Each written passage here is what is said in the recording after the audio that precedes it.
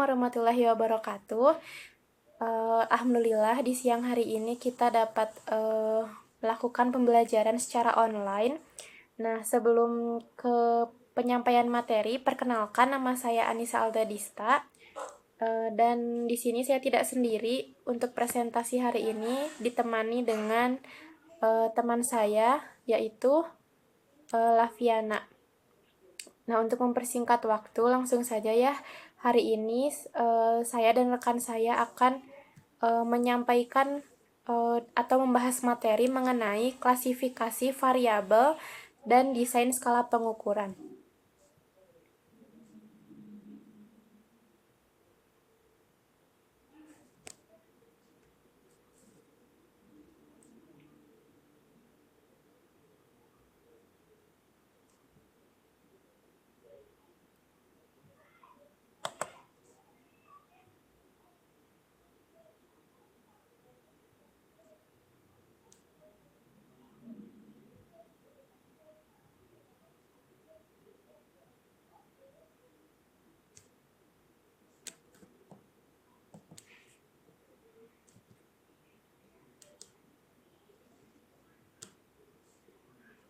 Nah, untuk pembahasan pada materi ini, yang pertama ada pengertian variabel, yang kedua ada jenis-jenis variabel, kemudian pengertian skala pengukuran, dan yang terakhir jenis-jenis skala pengukuran.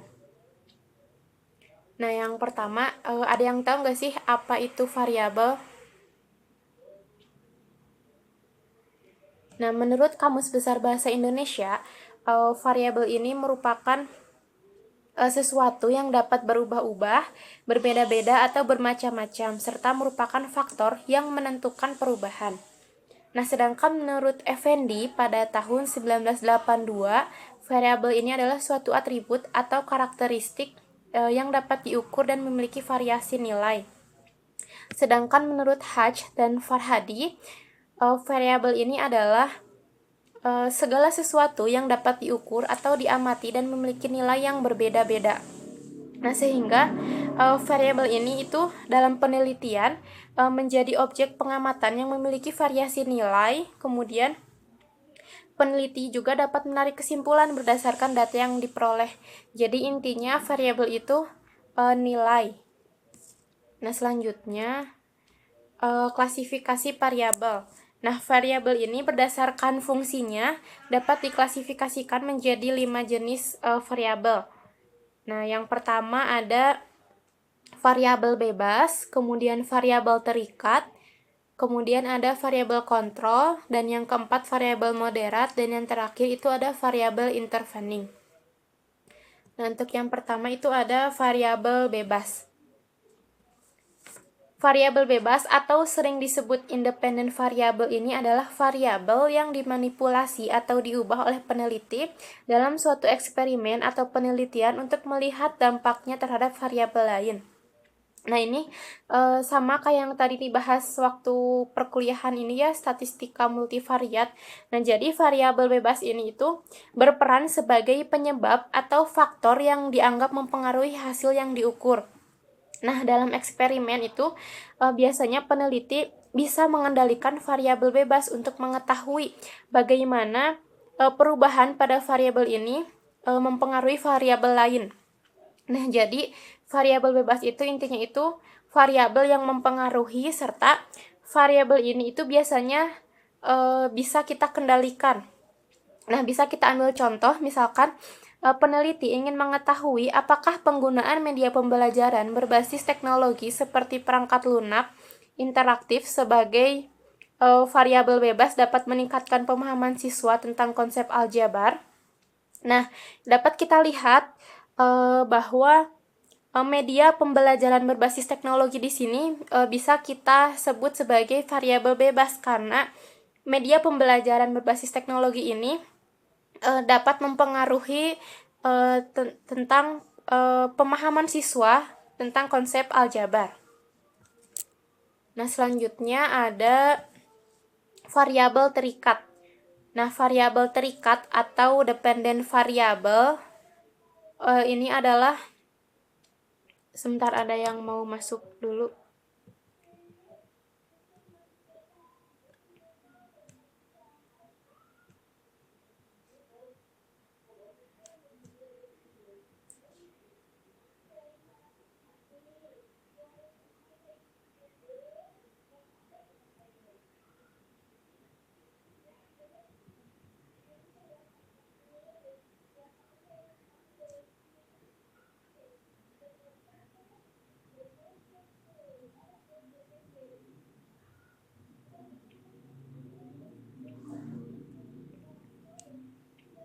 Nah, selanjutnya ada yang disebut sebagai variabel terikat atau dependent variable.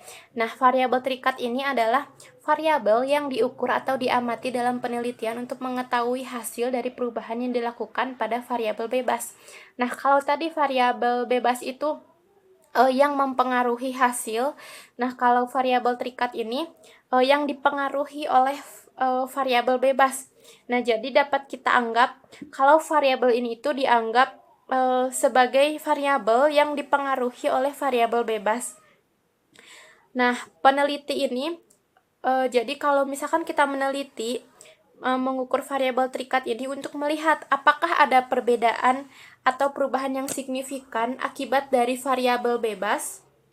Nah, misalkan kita ambil contoh peneliti melakukan eksperimen untuk melihat apakah penggunaan metode pembelajaran berbasis permainan dapat meningkatkan kemampuan siswa dalam menyelesaikan soal matematika. Nah, dalam penelitian ini, kemampuan siswa menyelesaikan soal matematika ini adalah variabel terikat karena hal tersebut yang diukur untuk mengetahui hasil dari penggunaan metode pembelajaran berbasis permainan. Nah, selanjutnya ada yang disebut dengan variabel kontrol.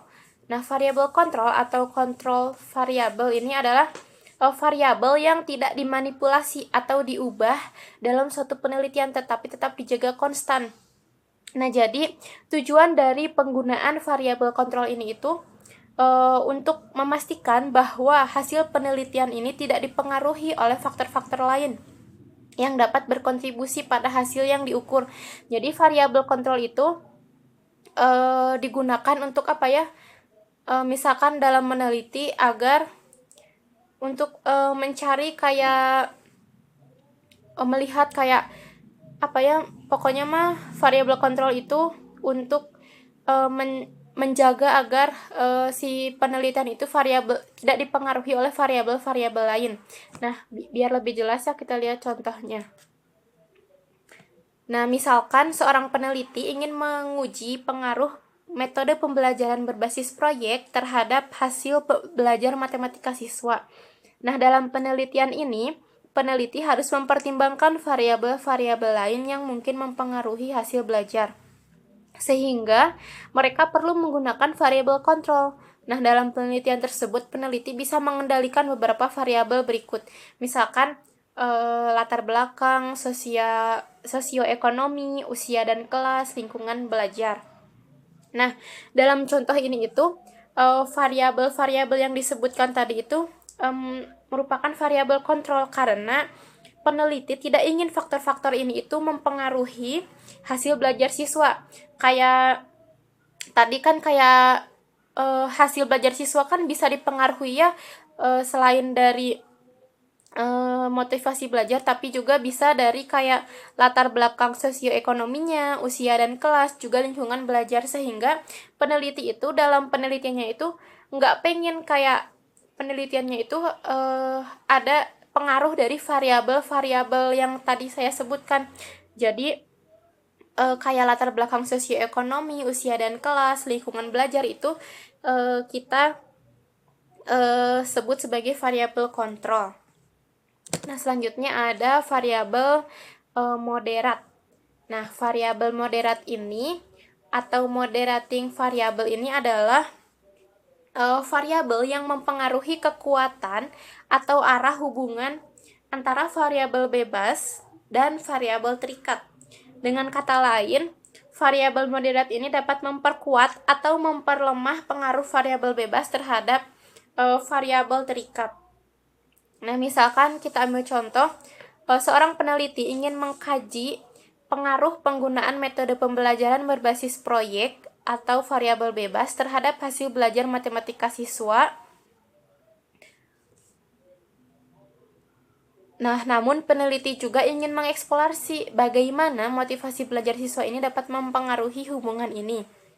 Nah, dalam penelitian ini, peneliti itu dapat mengusulkan bahwa motivasi belajar siswa itu dapat memodifikasi pengaruh penggunaan metode pembelajaran berbasis proyek terhadap hasil belajar matematika.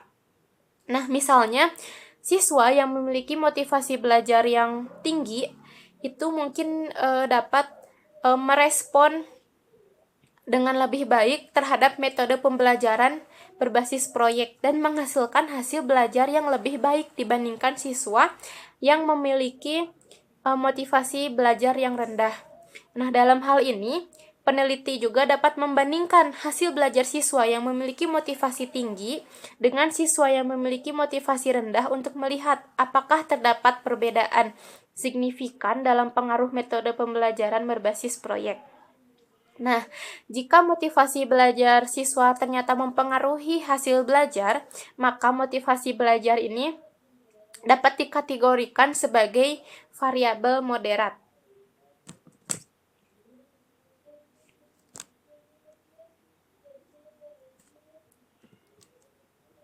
Nah, selanjutnya ada variabel intervening. Nah, variabel intervening ini adalah variabel yang berfungsi sebagai penghubung dalam hubungan antara variabel bebas dan variabel terikat. Nah, contohnya, misalnya seorang peneliti ingin menguji pengaruh metode pembelajaran berbasis teknologi terhadap hasil belajar matematika siswa.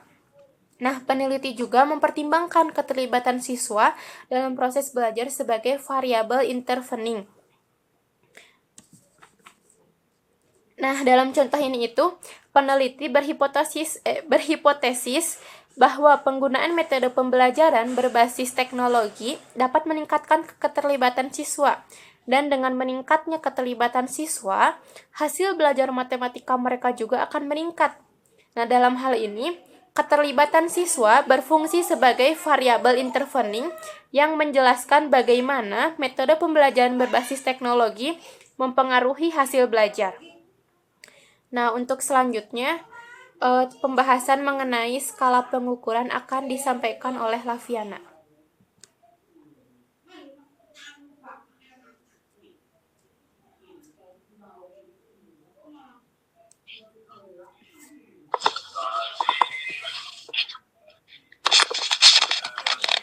Baik, selanjutnya itu mengenai skala pengukuran. Next, nih. Skala pengukuran adalah penentuan atau penetapan skala atas suatu variabel berdasarkan jenis data yang melekat dalam variabel penelitian. Jadi, skala pengukuran adalah proses penentuan jenis skala yang akan digunakan untuk mengukur variabel dalam penelitian. Setiap skala didasarkan pada sifat dan jenis data yang terkait dengan variabel tersebut. Dengan memilih skala yang tepat, peneliti dapat memastikan bahwa data yang dikumpulkan dan dianalisis akan sesuai dengan tujuan penelitian, sehingga menghasilkan informasi yang valid dan akurat. Next. Definisi selanjutnya. Skala pengukuran merupakan acuan atau pedoman untuk menentukan alat ukur demi memperoleh hasil data kuantitatif. Dengan menentukan skala pengukuran, maka nilai variabel yang diukur dengan instrumen tertentu dalam bentuk angka sehingga akan lebih akurat, efisien, dan komunikatif. Skala yang digunakan juga mempengaruhi metode analisis statistik yang dapat diterapkan, sehingga penting untuk memahami karakteristik masing-masing skala. Kemudian ada jenis-jenis skala pengukuran. Yang pertama yaitu skala nominal. Next. Skala nominal adalah tingkatan paling sederhana pada tingkatan pengukuran. Skala ini dipakai untuk menggolongkan objek-objek atau peristiwa ke dalam kelompok yang terpisah berdasarkan kesamaan atau perbedaan ciri-ciri tertentu pada objek yang diamati. Secara sederhananya, skala nominal itu suatu pengelompokan. Kayak contoh skala nominal yaitu jenis kelamin. Jenis kelamin ada perempuan, laki-laki. Terus ada warna favorit seperti merah, kuning, hijau. Terus ada pekerjaan seperti guru, dokter, nelayan, dan lain-lain. Yang kedua ada skala ordinal.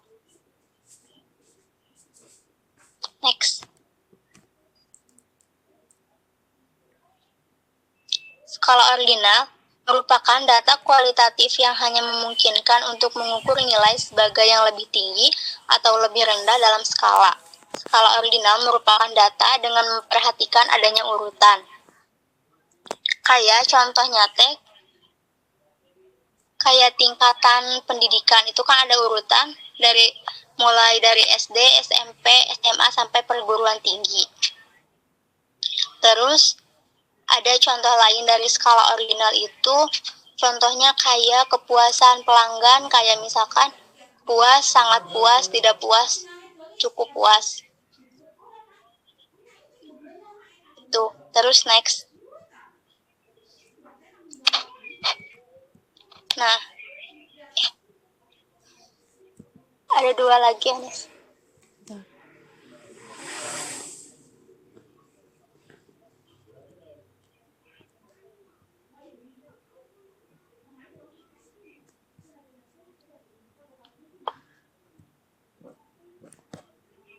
Yang ketiga ada skala interval.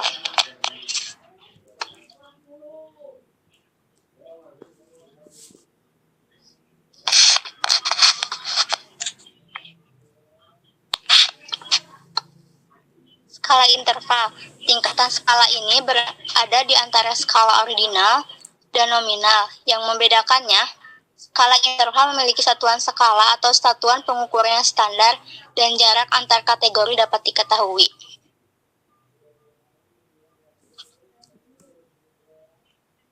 Seperti contoh skala interval ada kalender tahun. Contohnya kayak kalender tahun kan ada 2021, 2022. Itu kan ada jaraknya. Perbedaannya 1 tahun gitu. Terus ada waktu dalam format 12 jam. Ada juga usia, kayak misalkan usia A itu 15 tahun dan usia B itu 25 tahun. Berarti perbedaannya itu 10 tahun. Terus yang keempat ada skala rasio.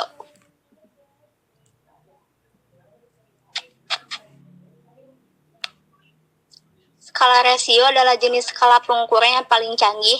Data pada skala ini memiliki semua karakteristik skala interval, ditambah dengan adanya nol absolut yang menunjukkan tidak adanya atribut yang diukur. Contoh dari skala rasio itu ada berat badan, tinggi badan, pendapatan, waktu, ukuran, panjang, kecepatan, jumlah penduduk.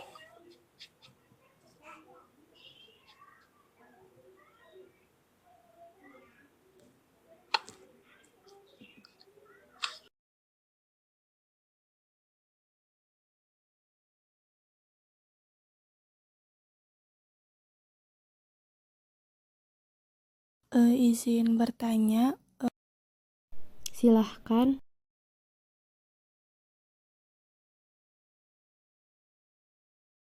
Untuk perbedaan skala rasio dan skala interval itu bagaimana?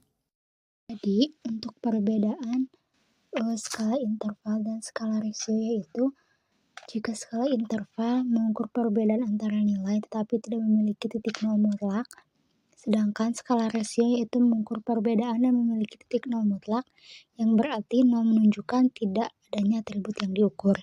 Jadi secara ringkas, perbedaan utama terletak pada keberadaan titik nol dan kemampuan untuk membandingkan rasio nilai.